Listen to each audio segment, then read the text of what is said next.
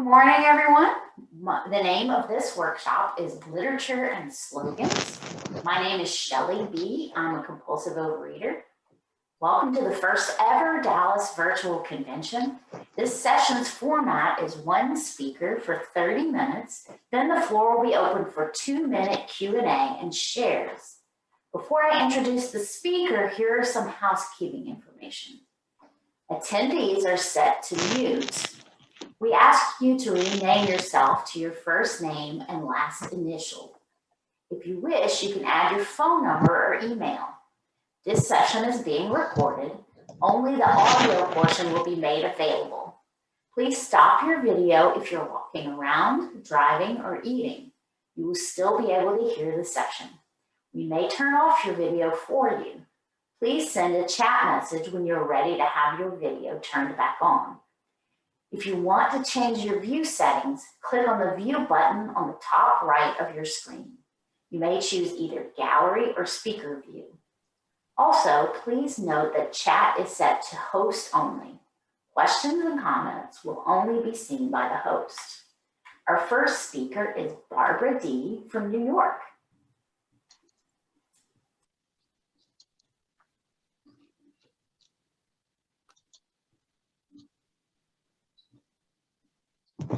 Can you hear me? Now we can. Thank you, Barbara. Okay, great. Hi, my name is Barbara, and I'm a compulsive overeater. Please excuse my reading my talk because doing the notes doesn't work for me too well. In July, God willing, I'll celebrate my 24th anniversary of no binging. I've been at or close to goal weight for a few years. I'm very grateful to this program and all of you for the new sanity and peace I have in my life, one day at a time. Slogans have been an important part of my recovery from the beginning. I recovered in Brooklyn, New York, and some of us add slogans to the Serenity Prayer at the end of our meetings. Of course, as usual for New Yorkers, we tend to disagree as to what we want to add. So in formal context, it's not unusual to have a policy of not adding anything, which of course, not everybody obeys. But here's the spiel I learned in Brooklyn, which I found helpful and inspiring. Keep coming back. It works if you work it. So bring a lot of love and don't pick up. You're worth it. I came into OA 3 times. The first time I was a non-believer and the talk about higher power bothered me. The second time I was a new Christian believer and saying something other than the Bible was the big book bothered me. But at least by now they were opening it and reading it out loud. The third time my higher power spoke to me sternly about destroying his holy temple, my body, and how I better do something. So I came in ready to do whatever it took, and I've been here ever since. I've had times when outside issues screamed in my ear till I thought I'd go crazy. I've felt lonely and left out. I've envied what others seemed to have. I'd wondered how I could possibly do all the steps. I've gained weight and abstinence. I've lost those I was close to. Yet I stayed, and things always got better. Sometimes people have to listen and experience the fellowship for a while before they can really work the program. Other people work so hard and do so much that they think they're ready to graduate, and instead they relapse. People get used to a food plan, and they have health issues and can't use it anymore. The answer is always the same. Keep coming back. It works if you work it. As the big book says, it's a program of action. When I feel stuck, the answer is one small action. Make a call, read literature, write about it, do one household chore, sing, take a walk, or even sometimes take a nap. I can recite the steps or traditions over and over, but am I acting on it? That's the thing. If I'm upset, I take the next right action. If I get bad news, the next right action might be to sit quietly and breathe and deal with my feelings and my thinking. Then my next action will be done with sanity. Sometimes I feel I'm not making any progress, that all my work is for nothing. Then I need to look back and remember what it was like when I came. Bring a lot of love. That's a slogan. Love is the atmosphere in OA that enables a lot of scared, shamed, confused, depressed people to recover. Theodore Rubin, in his foreword to the book Overeaters Anonymous, puts it this way. OA also helps to contribute a greater sense of self and self-esteem through its extraordinary implementation of camaraderie and caring for one's fellows and oneself. It functions as a giant contributor to awakening and adding to its members' sense of their own humanity. This is crucial in battling malignant addiction, or for that matter, any illness of the mind and body. They really are one. This book describes the OA experience as told by various members through their own stories. These are moving and educational stories. They are full of struggle, constructive struggle, and hope. Most important, they tell of enhanced compassion for self, for others, and for the state of being human. They tell us about fellowship and what a powerful therapeutic instrument caring can be. From the very beginning, I was impressed with the care members took to impart information, how gently they helped each other to get a better perspective, to laugh, how warmly together we were when we went out to lunch or dinner after meetings. I love that we usually sit in a circle, able to see each other, all equal. Often the speaker is part of the circle, not in any real front of the room. Those who have great recovery are usually quite accessible, easy to talk to. They're not experts, but fellow addicts. They understand. Being told I should bring love when I just got there was oddly encouraging to me. All I needed was a general goodwill, an openness to communion, a willingness to communicate and listen. I could expect that to be reciprocated and expanded on by those who had been around for a while. What could be easier? And don't pick up. You're worth it. We have been shamed because of our fat bodies, our lack of control, our greed. We dieted and felt we were being punished by eating bland, fibrous food. We went for extreme deprivation and ate things that tasted terrible. We exercised till we injured our legs. We went to therapy and tore ourselves and our families apart. At the end of it all, the problem was still there. OA turns this inside out. My only hope is to be gentle and kind with myself, to be abstinent with clear eyes and a vigorous step, to keep my promises and say no when I need to is a great reward, not a punishment. I am beloved and worthy of care. Therefore, I choose abstinence at any price. And I say to my fellows, don't pick up because you are precious and I care. Another slogan I love is easy does it, but do it. Between the two extremes of passivity and compulsive activity, there is sanity. The new tool of action plan, not so new anymore, I guess, is helpful in that regard. It helps to write down what I'll be doing and what I'll eat. I try to keep it to a piece of memo paper. If it won't fit, I'm probably doing too much. But also, things can change. Bad weather, something canceled, family emergency, and I can revise my plan. When I tried to keep it all in my head, I was always worrying that I'd forget something important. Often I did. Let's see, there's Just for Today, which became a whole pamphlet. I'm going to read it to you. I just think this is so wonderful. Just for today, I will try to live through this day only and not tackle all my problems at once. I can do something for 12 hours that would appall me if I felt that I had to keep it up for a lifetime. Just for today, I will be happy. This assumes to be true what Abraham Lincoln said, that most folks are as happy as they make up their minds to be. Just for today, I will adjust myself to what is, and not try to adjust everything to my own desires. I will take my luck as it comes and fit myself to it. Just for today, I will try to strengthen my mind. I will study. I will learn something useful. I will not be a mental loafer. I will read something that requires effort, thought, and concentration. Just for today, I will exercise my soul in 3 ways. I will do somebody a good turn and not get found out. If anybody knows of it, it will not count. I will do at least 2 things I don't want to, just for exercise. I will not show anyone that my feelings are hurt. They may be hurt, but today I will not show it. Just for today, I will be agreeable. I will look as well as I can, dress becomingly, keep my voice low, be courteous, criticize not one bit. I won't find fault with anything, nor try to improve or regulate anybody but myself. Just for today, I will have a program. I may not follow it exactly, but I will have it. I will save myself from 2 pests, hurry and indecision. Just for today, I will have a quiet half hour all by myself and relax. During this half hour sometime, I will try to get a better perspective of my life. Just for today, I will be unafraid. Especially, I will not be afraid to enjoy what is beautiful and to believe that as I give to the world, so the world will give to me. I've had some pretty hairy things to deal with in the past few years. My mother slowly dying, bed bugs for 5 months, our bed falling apart in the middle of the COVID lockdown.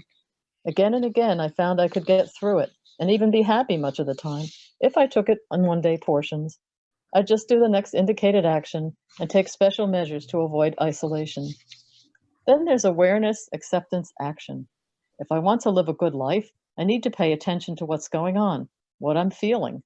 If it's not to my liking, I have a tendency to act impulsively before I even know what I'm reacting to, and I can make mistakes that have terrible consequences. If I tend to react in certain situations, I'm responsible for approaching them with awareness and making some effort to provide for my sanity. Next, things don't always go as I would like. The store doesn't have what I want. There's a line at the ATM. My taxes are much bigger than I thought. I can say to myself, I don't like this. I'm annoyed. I'm nervous. I might have to cut out a planned activity, cut down on spending. I accept my feeling, then I take a breath and ask to accept the situation and not react. Otherwise, at the next snag, I might explode.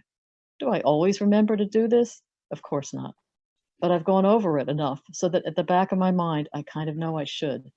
I might just be able to take a few deep breaths or say to myself, it will only be a few minutes. It's not so bad. Sometimes I fail. I snap at someone or make a fuss in another situation later. Then I need to remember awareness, acceptance, action. I ask God to remove my impatience, which is usually the problem. No cross, no crown, no pain, no gain. Sometimes I really don't feel like showing up or making that call or changing my food so I can lose weight. I may be tired, discouraged, upset with someone, or just fragile. When I hurt, I want to wallow in self-pity. I get tired of the same old thing. But a lot of experience shows me that if I take the next action or accept the inevitable pain or discomfort, I will be better off. Knowing that it's all part of a fantastic recovery that I share with thousands of other people makes a big difference. And as I share honestly, there's hope that someone else in OA may have an easier time in one way or another because of what I went through. And that's the best of all. Thank you for listening.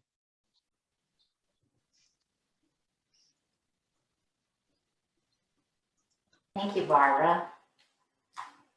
Okay, thank you so much for that share. We're now going to open the floor for 2-minute question, answer, and shares for the speaker. So here's some guidelines on that.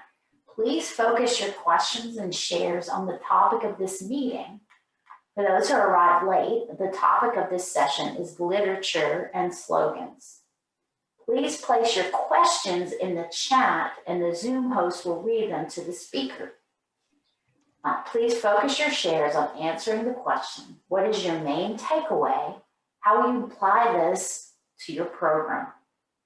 To share, please raise your virtual hand by selecting Raise Hand at the bottom of the reaction menu located at the bottom of your screen or at the bottom of the participant list.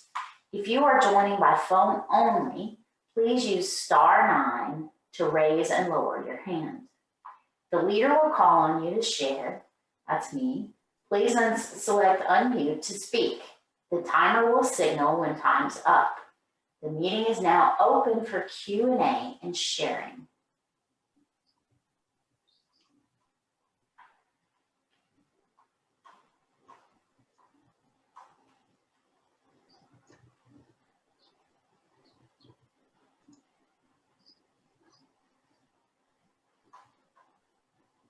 I have a question or a comment, Barbara. This is Davney, reader, and your host, your Zoom host. I got to put my video on here so you can see my face. Thank you so much. You've been around a while, and you said that you've been up and down. You've had relapses. You're abstinent. You're doing all the things you're supposed to do. And I think the message that I hear is for those of us who've been around a while is to share the fact that we aren't perfect and that it isn't perfect. Our recovery isn't perfect, but that we keep coming back. And that's a slogan that is really important to me. And do you have a favorite slogan? There are so many that you shared. You have to unmute yourself. There you go. But they're not, no, I can't. I can't, Yeah, oh, I'm okay now. Okay. You're okay. Do I have a favorite slogan? I guess it must be keep coming back. And it's made a difference in your life to keep coming back is what I'm hearing. In fact, I have become a person who can keep up commitments through difficulties, a person who doesn't quit so easily. I've been able to stay in a relationship. I've been able to stay in a job. It's impacted everything I do. Great, thank you.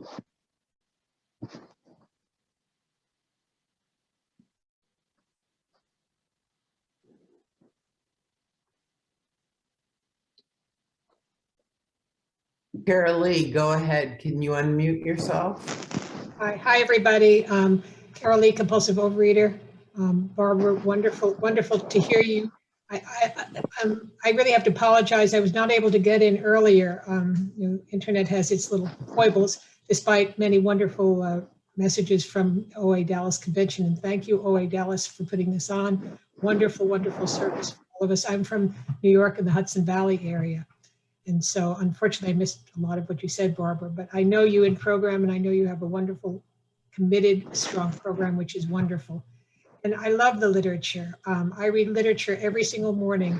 My morning time is just, and I've been in OA many years, a lot of years of abstinence. I also have had my struggles in past years, but my life has turned upside down for the better since I've been in OA. It has just been an extraordinary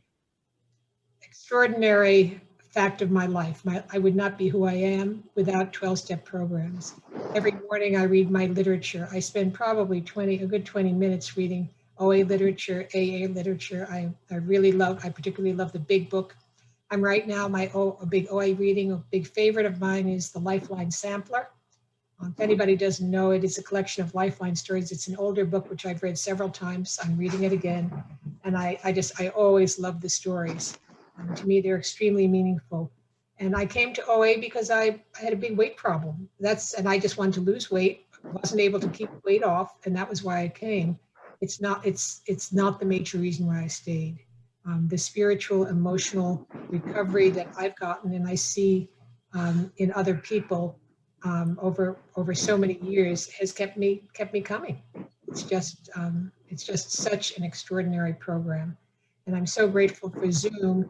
We get to Zoom around the country and the world and hear people with all different kinds of experience from all different places and regions. So again, thank everybody for being here and have a great day.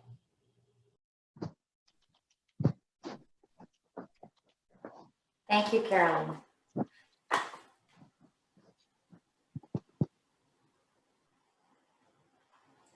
Anyone else like to share? I'd like to share. I'm Adrienne. I'm a recovering compulsive overeater. And I too, Barbara, have been a chronic relapser. I have done the hokey pokey with this program for over 30 years, and I have been graced with abstinence for several years now.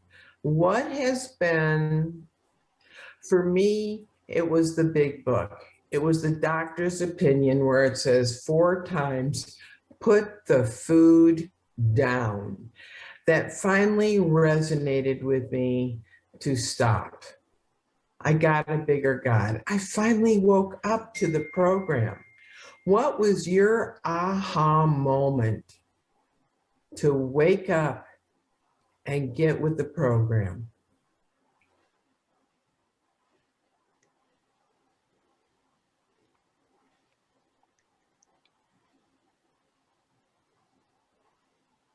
You have to unmute yourself, Barbara.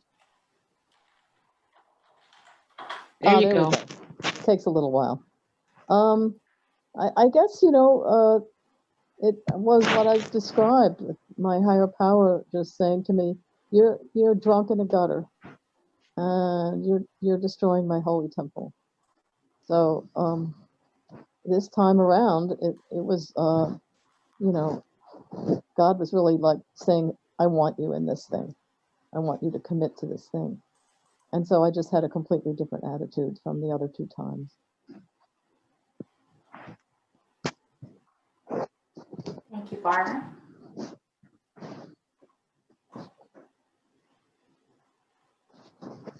I'd also like to take this opportunity to share. I'm Shelley, compulsive overeater. I was really inspired by what you said. One of the first things I wrote down was bring a lot of love. And, if that I think that carrying the message is obviously our primary purpose, but defining that as a message of love that's delivered in love is just a wonderful way to focus that. And so I'm going to incorporate that into my program and the way that I approach meetings and 12-step work and just walking around sharing the program. So, and I also wanted to tell you that the Just for the Today card it stays on my desk, and I love this thing. I can, if I don't know what the next right thing is, I can look at this card and just pick something. A next right thing. Lost It your doesn't audio have to and be a video. V. She's frozen. It's okay. I just muted John. Shelley, are you still? Yes. So I'm I just- frozen. No, I just muted John. He was working with somebody else on Okay. something. All right. So yes, I just need a next right thing, something to focus on. And so I'm so glad you brought this little tool to our attention, because I think it's invaluable. It's tiny, but it's invaluable. So thank you so much for agreeing to share your experience, strength, and hope, and all the way from New York in our little Dallas convention. So with that, I will pass and open the floor for anyone else who'd like to share or ask a question.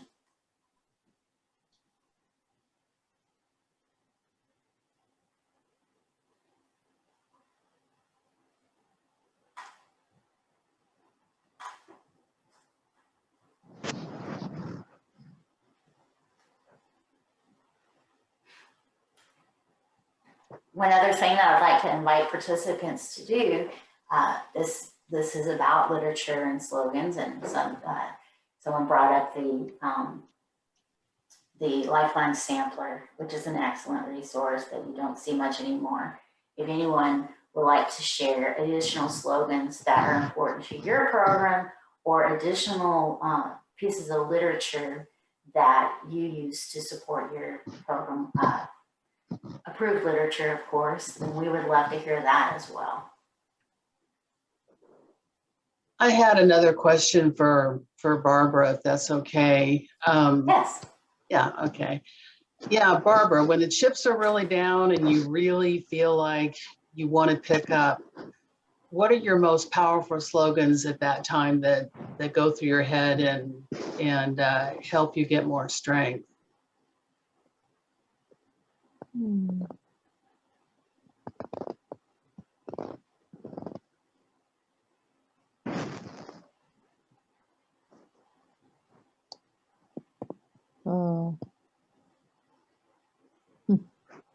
I'm drawing a blank.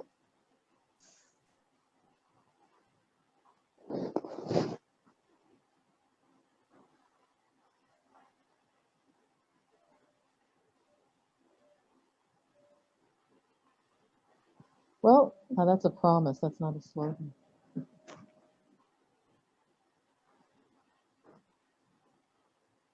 Sorry, I can't think of it right now.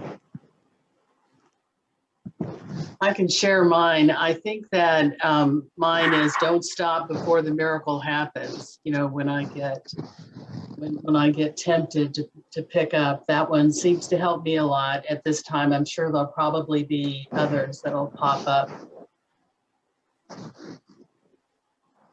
And Adrian has her hand raised. That was great, Laura. Thank you.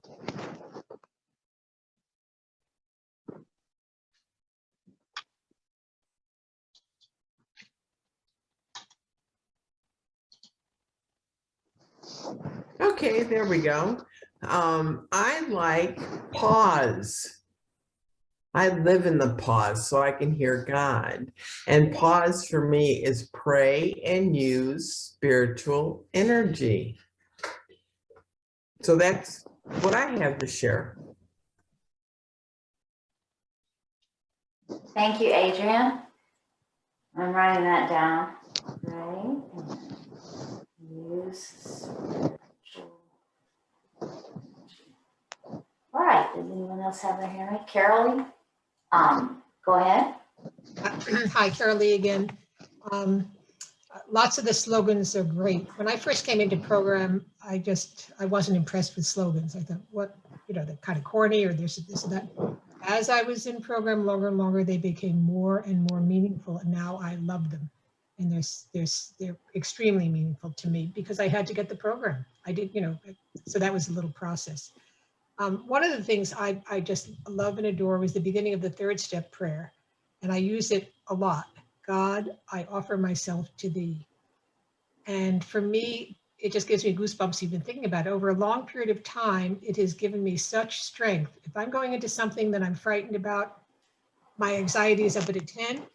God, I offer myself to thee, comes down to a 0, like instantaneously. If I'm driving and somebody's really harassing me, God, I offer myself to thee, I immediately calm down. It's like magic for me. So for me, that's been a really nice thing.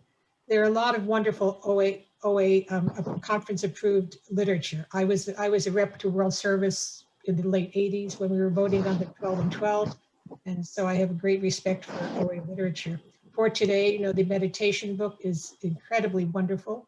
If anybody doesn't know it, and of course, recovery is another one, which I'm reading now.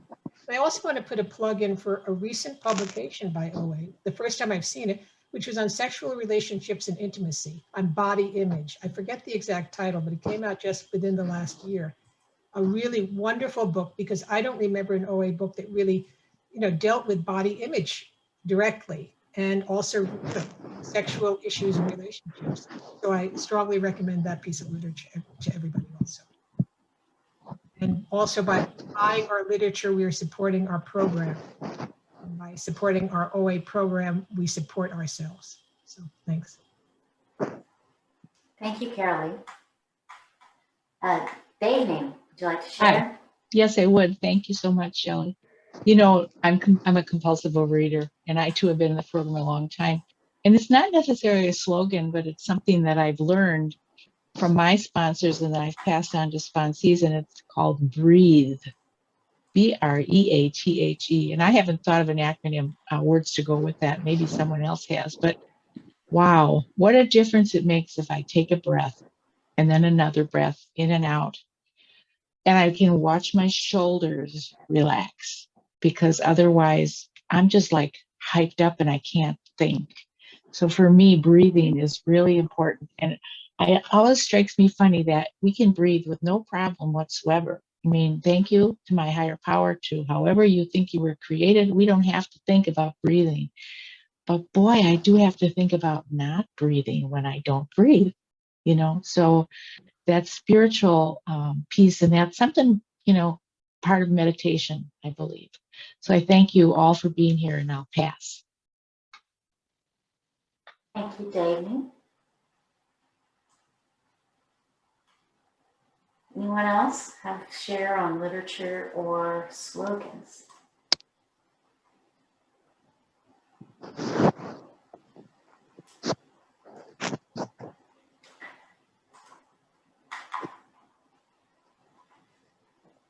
Okay. Seeing no raised hands and no questions in the chat, I will go ahead and close this meeting. We'd like to thank Barbara and everyone who attended this session. We're now going to have a transition break. We've got about, let's see, we've got quite a few minutes because we're ending a little bit early. So we'll start the next session in room A, practicing these principles in all our affairs, the principles of each step. Or in this room, room B, relapse is the topic. So please choose one of those and join us. We will start at 10 a.m. So thank you very much, and we will see you soon.